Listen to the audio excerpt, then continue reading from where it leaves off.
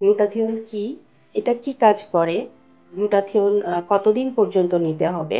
গ্লুটাথিয়নকে বলা হয় mother of antioxidant.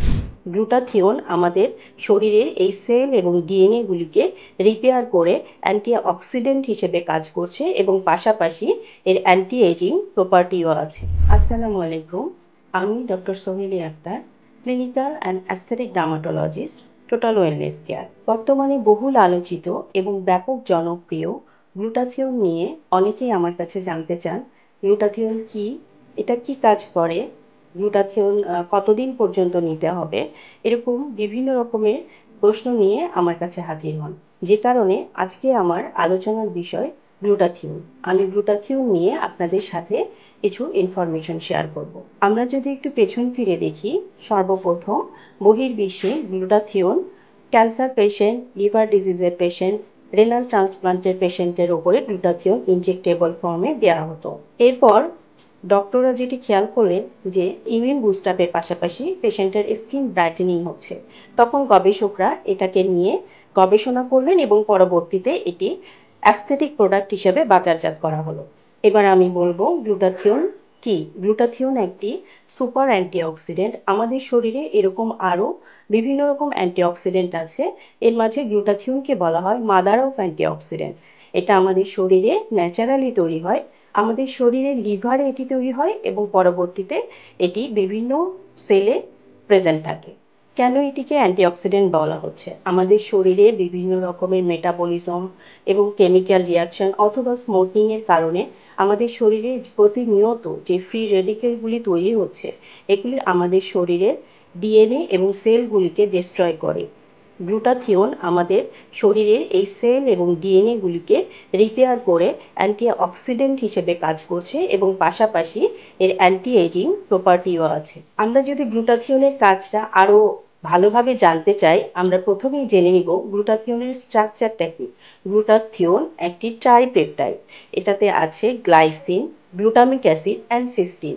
Glycine আমাদের শরীরে অ্যান্টিঅক্সিডেন্ট হিসেবে কাজ করে, অ্যান্টি ইনফ্ল্যামেটরিতে কাজ করে এবং ইমিউন বুস্ট আপ করে।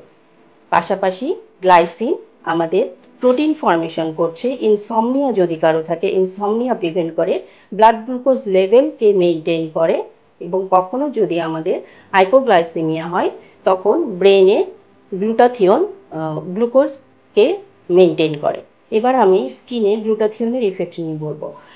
গ্লুটাথিয়ন স্কিনে ফাইন লাইন রিঙ্কেলসকে রিডিউস করে, হাইপার পিগমেন্টেশন প্রিভেন্ট করে, যে কোনো ধরনের এজ স্পট, অ্যাকনি, স্কার এগুলিকে প্রিভেন্ট করে এবং এটি মেলানোজেনেসিসকে মেনটেন করে।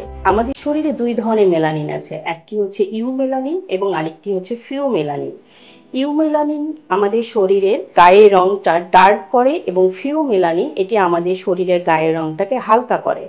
আমাদের শরীরে গ্লুটাথিয়ন যখন ফিওমেলানিন থেকে ইউমেলানিনে যায় তখন একটি এনজাইম কাজ করে এবং গ্লুটাথিয়ন এই এনজাইমের ওপরেই কাজ করে ফিওমেলানিনকে বাড়িয়ে দেয়, যে কারণে আমাদের শরীরের স্কিন টোনটা ব্রাইট আপ হয়। বিভিন্ন ফর্মে বাজারে গ্লুটাথিয়ন পাওয়া যায়, যেমন ক্রিম, লোশন, ওরাল ফর্মে, সাবলিঙ্গুয়াল ফর্মে। এছাড়া ব্যাপক জনপ্রিয় যেটি সেটি হচ্ছে ইনজেক্টেবল ফর্ম। এই সব কিছু ফর্মে, বিশেষ করে যদি আমরা ওরাল অথবা ইনজেক্টেবল ফর্মে যাই, সেক্ষেত্রে অবশ্যই আমাদেরকে একজন ডক্টরের শরণাপন্ন হতে হবে।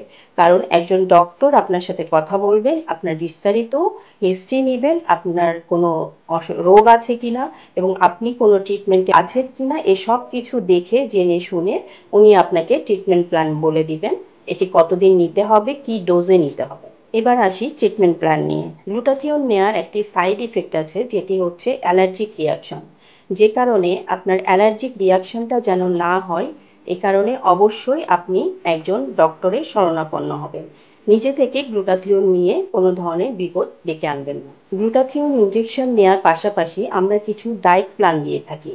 যেমন আপনি গ্লুটাথিয়নের পরে এটা যেন ডিউরেশনটা লঙ্গার হয়, এ কারণে কিছু ভিটামিন সি কন্টেনিং ফুড খেতে বলা হয়, সিস্টিন কন্টেনিং ফুড খেতে বলা হয়, এছাড়া মিল্ক আছে, এরকম আরও কিছু আমরা উপদেশ দিয়ে থাকি।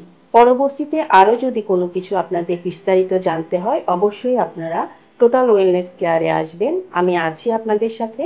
সে পর্যন্ত ভালো থাকুন, সুস্থ থাকুন। আল্লাহ হাফিজ।